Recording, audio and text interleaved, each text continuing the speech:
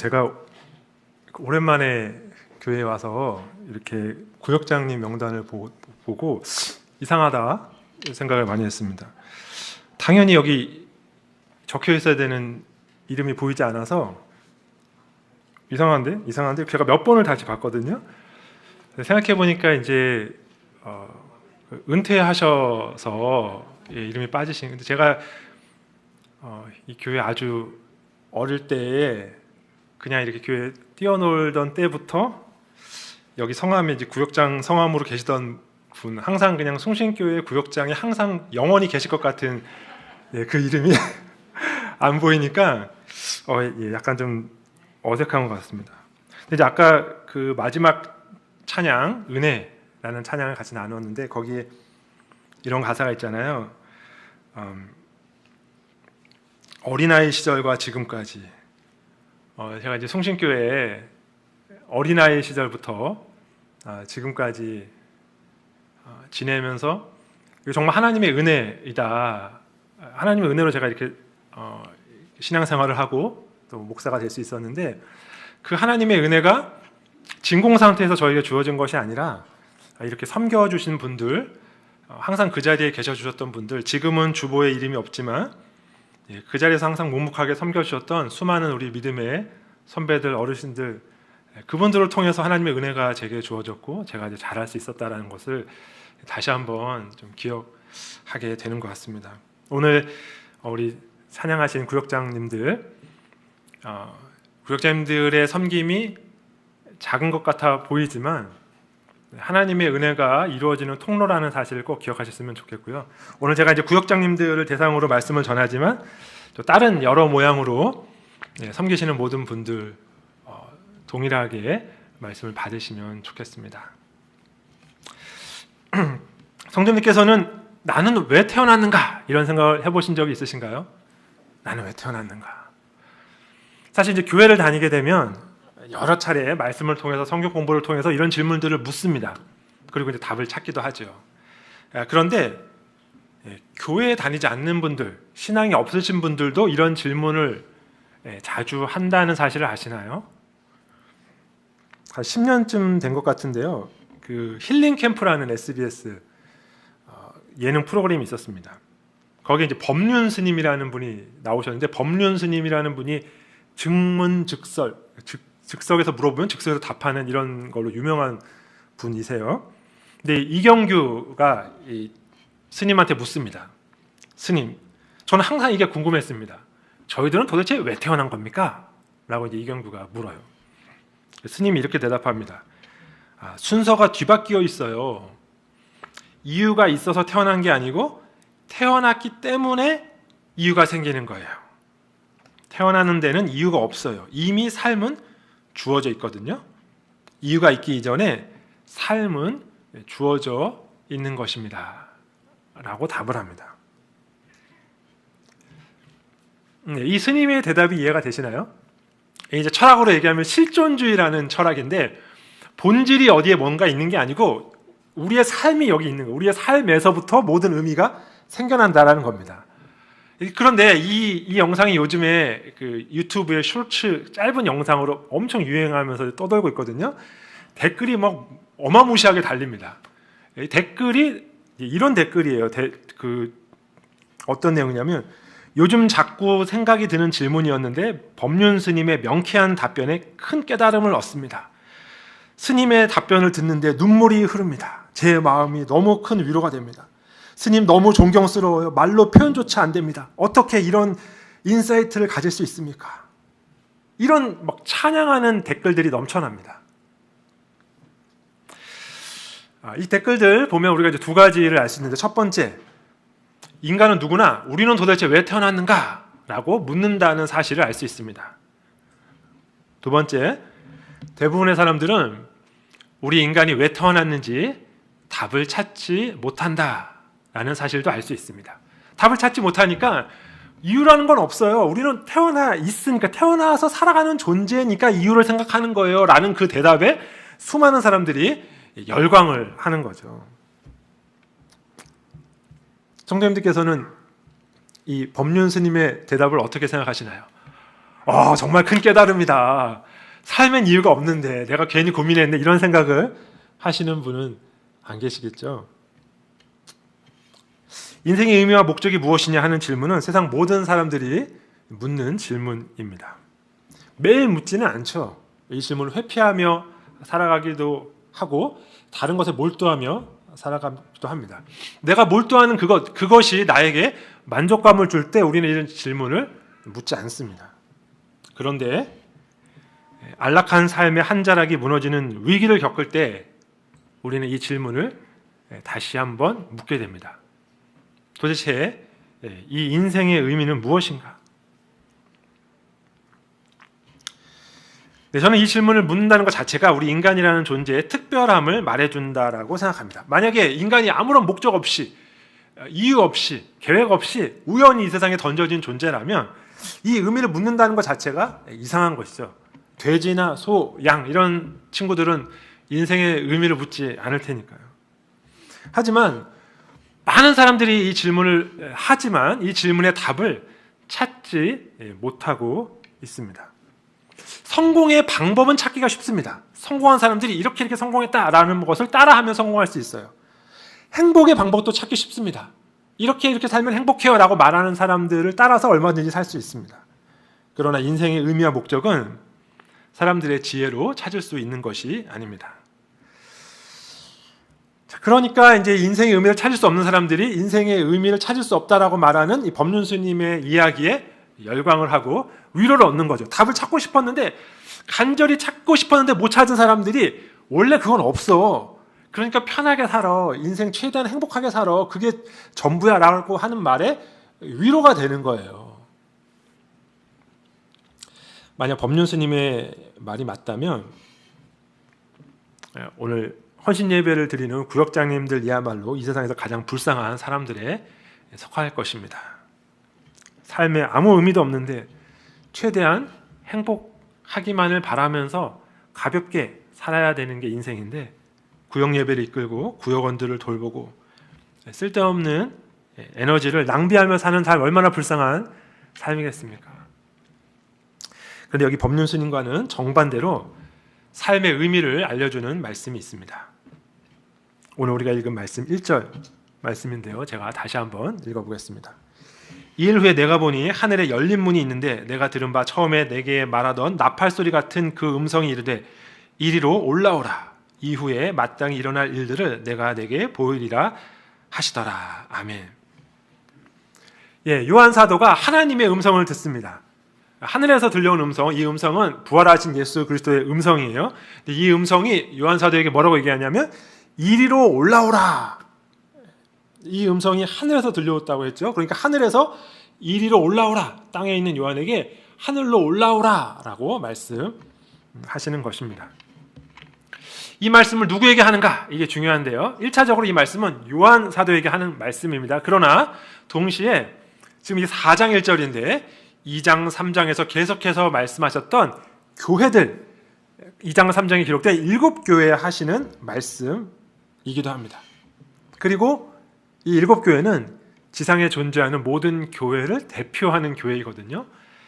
그러니까 이 초청은 요한 그리고 7교회 그리고 숭신교회를 포함한 우리 모두에게 하시는 초청이기도 합니다.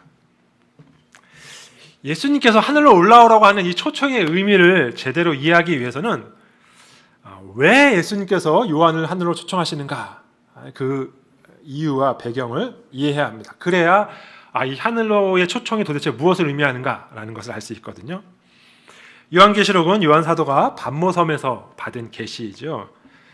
요한 사도가 자신이 반모섬에 있는 이유를 계시록 1장 9절에서 이렇게 말씀하는데 한번 들어보십시오. 나 요한은 너희 형제요 예수의 환난과 나라와 참음에 동참하는 자라. 하나님의 말씀과 예수를 증언하였으므로 말미암아 반모라 하는 섬에 있었더니. 요한이 자신을 어떻게 소개하냐면 예수의 환난과 나라와 참음에 동참하는 자 이렇게 소개합니다. 이 예수의라고 번역된 이 말은 원어로 얘기하면 예수 안에서 예수와 연합하여 이런 의미입니다. 이 문장은 요한이 예수님과 연합되었다 라고 말하고서 내가 예수님과 연합되어 있는 그 연합의 열매가 무엇인가를 말해주는데, 그 열매가 무엇이냐면 바로 환난과 나라와 참음입니다. 이 환난과 나라와 참음이 하나의 관사로 연결되어 있어요. 그러니까 세트라는 말입니다. 이렇게 풀어서 해석하면 무슨 말이냐, 예수님과 연합하게 되면 그러면 하나님 나라에 들어가게 되는데, 하나님 나라에는 환난과 참음이 반드시 있다라는 의미입니다. 요한 사도가 지금 이렇게 말하고 있는 거죠. 나는 지금 하나님의 말씀과 예수님을 증거했다는 이유 때문에 고난을 받고 있다. 그 고난 때문에 내가 지금 반모섬에 있는 것이다. 그 복음 때문에 받게 되는 환난, 그리고 그 환난을 참음, 그러니까 인내하는 것, 그것 자체가 내가 지금 예수님 안에 있다라는, 하나님 나라에 있다라는 증거이다. 이렇게 말씀하는 것입니다. 그런데요, 지금 이 요한이 예수님 안에서 하나님 나라에 참여하고 그로 인하여 환난을 겪고 인내를 겪고 있었는데, 이것은 요한에게만 해당되는 이야기가 아니었습니다. 계시록 2장, 3장을 보시면 7교회가 등장하는데요, 7교회에 공통적으로 해당되는 내용이 바로 이 환난과 인내입니다. 예를 들면 2장 9절에서 서문학 교회를 향해서 내 환난과 궁핍을 아노니 이렇게 말씀하세요. 그리고 2장 19절에서 두아디라 교회를 향해서 내가 네 사업과 사랑과 믿음과 섬김과 인내를 아노니, 참음, 인내를 말씀하십니다. 빌라델비아 교회도 마찬가지로 3장 7절에 보면 네가 나의 인내의 말씀을 지켰은지 이렇게 말씀합니다. 그러니까 이 7교회 모두 요한과 마찬가지로 환난과 참음을 통하여 하나님 나라에 참여하고 있었던 것입니다. 요한계시록의 7교회를 잘 아시겠습니다만, 사실 여기 있는 7교회들이 모두 다 이 일을 잘 하고 있었던 것은 아닙니다.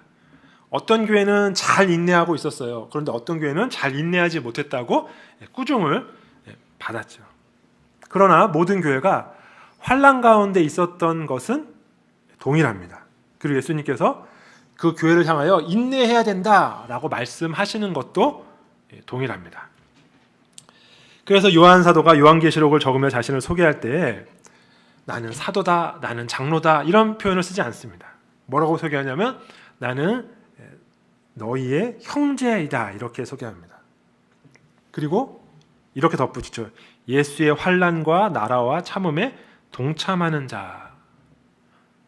그러니까 요한뿐만 아니라 여기 7교회가 모두 예수의 환난과 나라와 참음에 함께 동참하고 있었던 것입니다. 자, 이제 우리가 읽은 본문 4장에 나와 있는 예수님의 초청의 이유, 배경, 목적을 알게 되었습니다.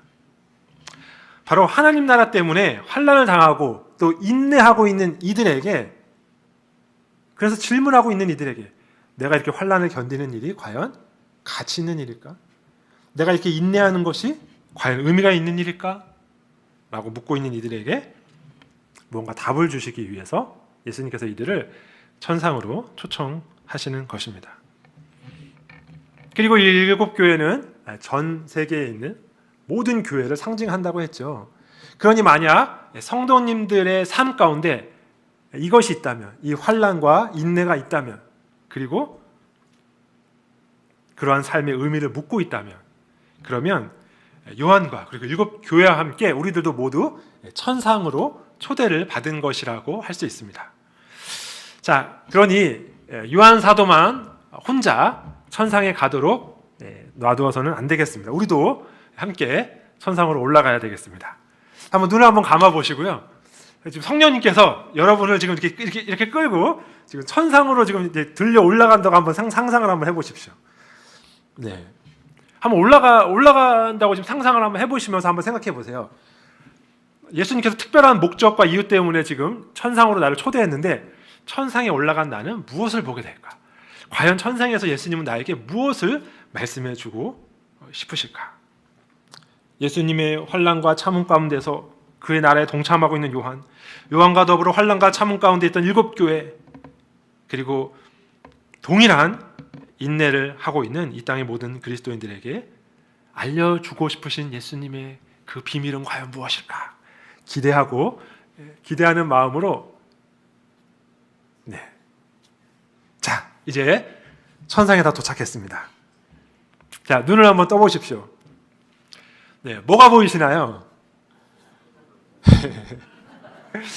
네, 여기를 보시면 안 되고요.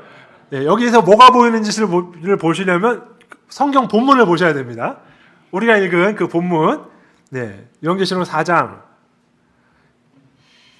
천상에 딱 올라갔어요. 뭐가 보이시나요? 네, 제가 아내에게 본문을 한번 이렇게 빠르게 한번 읽어주고 아내에게 물어봤습니다. 천상에 도착해서 뭐가 보여요? 물어봤더니 보석이 보인다고 하더라고요. 예, 3절에 보석이 있죠. 앉으신 이의 모양이 벽옥과 홍보석 같고 또 무지개가 있어 보좌에 둘렀는데 그 모양이 녹보석 같더라. 예, 보석이 계속 등장합니다. 네, 물론 천상에는 보석이 있습니다. 실제 보석은 아니죠. 하지만 보석으로밖에 표현할 수 없는 엄청난 아름다움이 천상에 있습니다. 그런데요, 그 보석보다 먼저 보이는 게 있습니다. 환난 속에 있는 그리스도인들에게, 때론 고난 속에서 인내하며 신실하게 버티고 있는 그리스도인들에게, 묵묵하게 주의 길을 감당하며 그 길을 걷고 있는 구역자님들에게 예수님께서 가장 먼저 보여주고 싶으셨던 그것은 바로 2절 말씀입니다. 2절 말씀을 같이 한번 읽어보겠습니다. 내가 곧 성령에 감동되었더니 보라 하늘에 보좌를 베풀었고 그 보좌 위에 앉으신 이가 있는데. 아멘, 아멘. 예수님께서 천상의 세계로 올라온 요한에게 가장 먼저 보여주신 것은 바로 보좌입니다.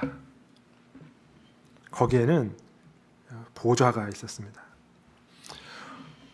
보라 하늘에 보좌를 베풀었고 라는 이 말씀을 문법적으로 그 의미를 조금 더 살려서 해석하면 이렇게 풀어서 그 원어의 의미를 풀어서 들을 수 있습니다.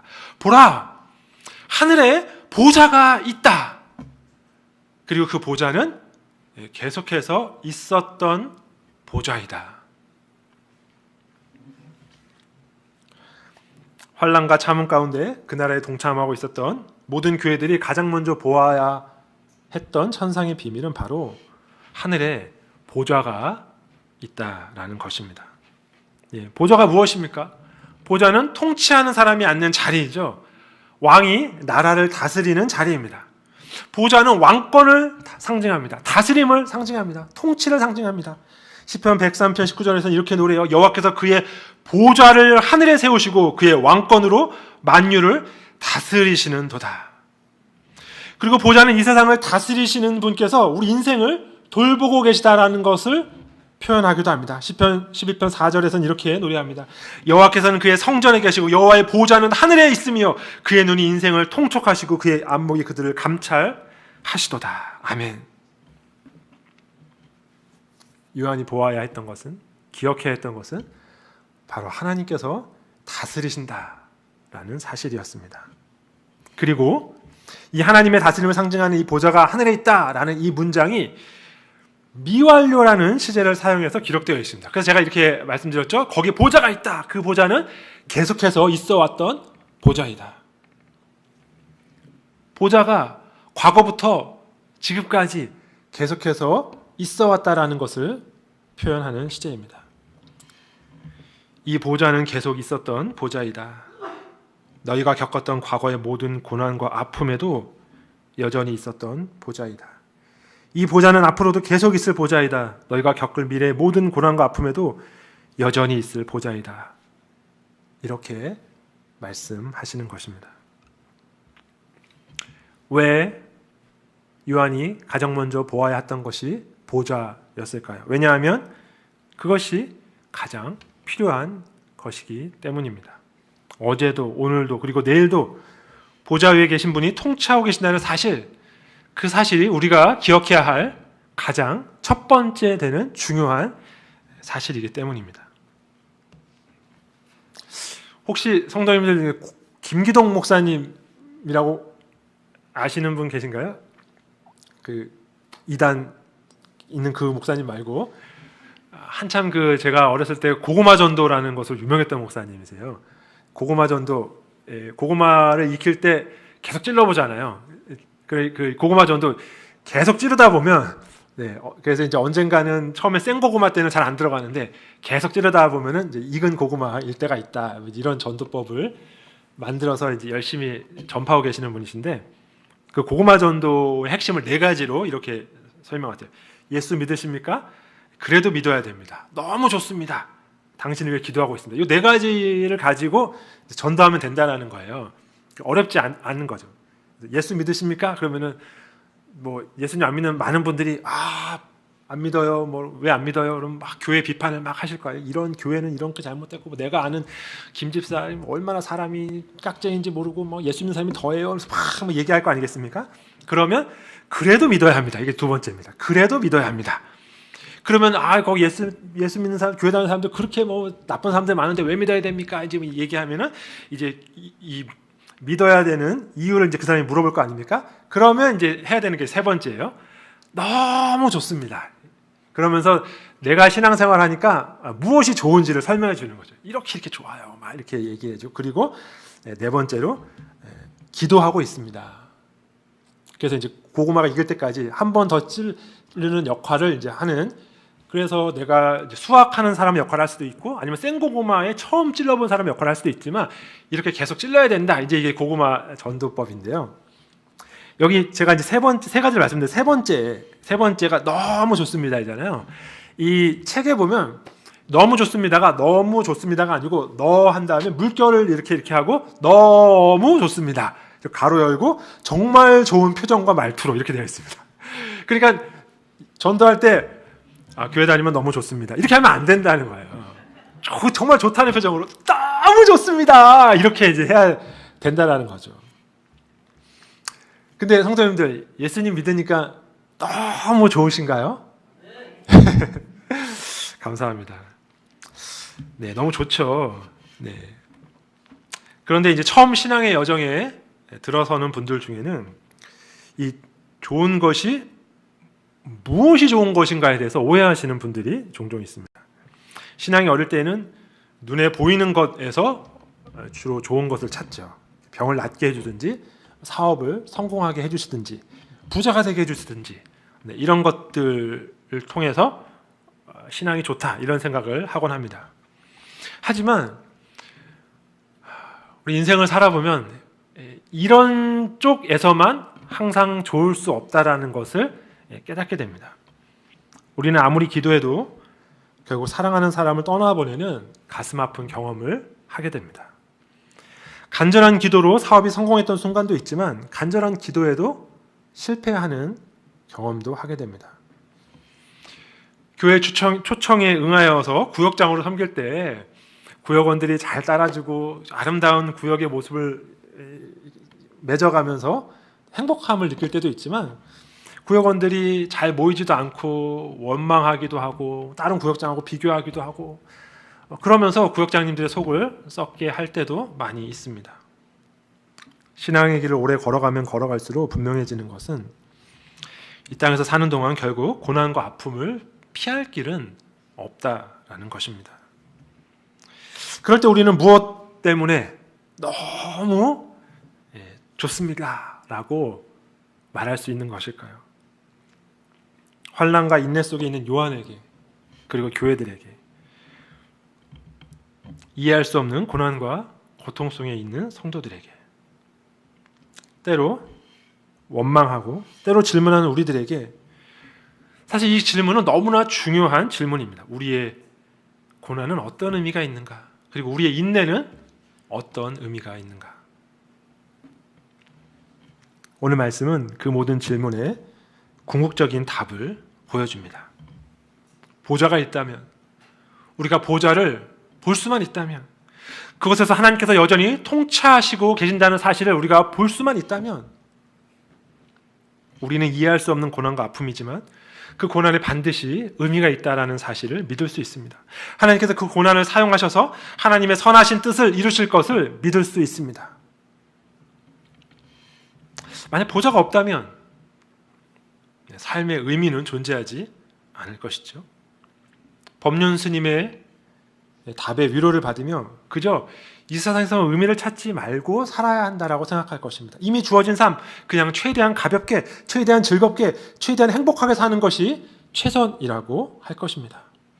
그것이 전부라면 교회에서 열심히 섬길 아무런 이유가 없는 것이죠.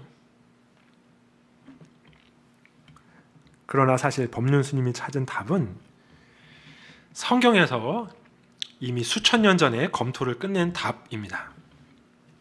바로 전도서에서 들려준 답이죠. 전도서의 주제가 무엇인가요? 네, 헛되다. 헛되고 헛되고 헛되고 헛되니 모든 것이 헛되다라는 말씀이죠. 우리가 잘 알듯이 전도서 기자는 할 수 있는 모든 것을 다 해보았습니다.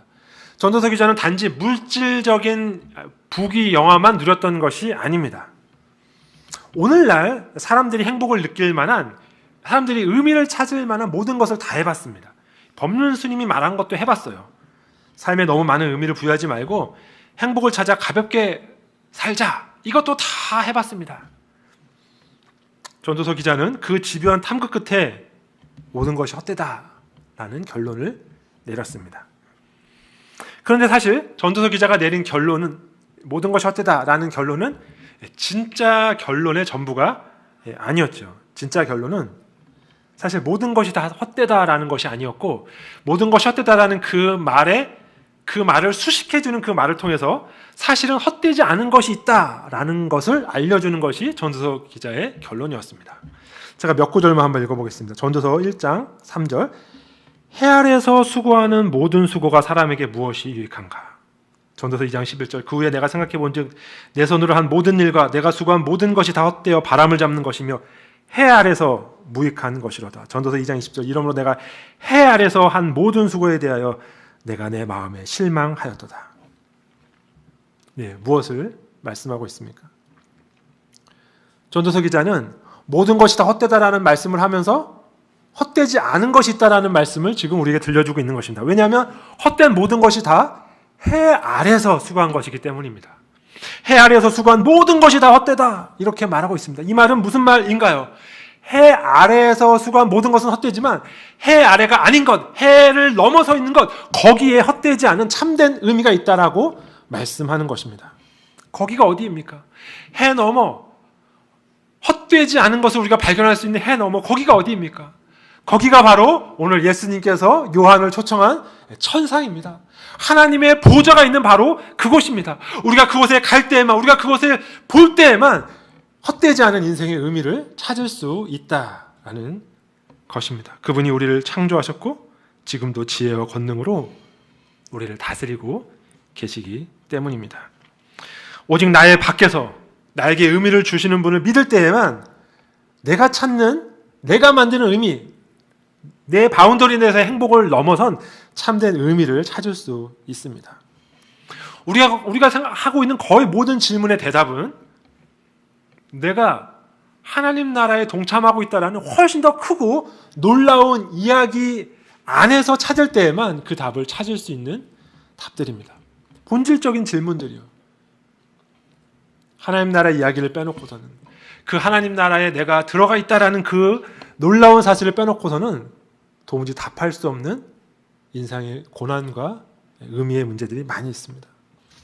그러므로 사랑하는 구역장 여러분, 구역장으로 섬기다 보면 많은 어려움이 있을 것입니다. 환난과 인내 가운데 있던 요한에게, 그리고 7교회에게 예수님께서 주신 최고의 대답이 바로 보좌였다라는 사실을 꼭 기억하시기를 바랍니다. 그러므로 어려운 순간에 우리가 해야 될 기도는 하나님 저 구역원 좀 어떻게 해주세요가 아니라 하나님 나의 눈을 들어 보좌를 보게 해주십시오. 하나님 나라를 위해 분투하는 삶이 힘겹거나 무뎌질 때 이게 도대체 무슨 의미가 있나? 라는 질문이 들 때 다시 한번 눈을 들어 하늘 너머를 보시기를 바랍니다. 그곳에서 지금도 세상을 통치하시는 하나님의 보좌를 대면하시고 그곳에서 말씀하시는 하나님의 음성을 듣기를 바랍니다. 여러분의 섬김이, 귀한 섬김이 하나님의 보좌에서 보았을 때는 참으로 가치 있고 의미 있는 일이다 라고 말씀하시는 하나님의 음성을 들을 수 있기를 바랍니다. 내가 다 알고 있다, 내가 계속해서 보아왔다, 내 보좌는 계속해서 있어왔다 라고 말씀하시는 하나님의 음성을 들을 수 있기를 바랍니다. 그 음성이 우리 구역자님들과 교회를 위하여 수고하고 애쓰는 모든 사랑하는 우리 성신교회 성도님들 모두를 다시 회복시켜 주실 것을 주님의 이름으로 축원드립니다. 네, 기도하겠습니다.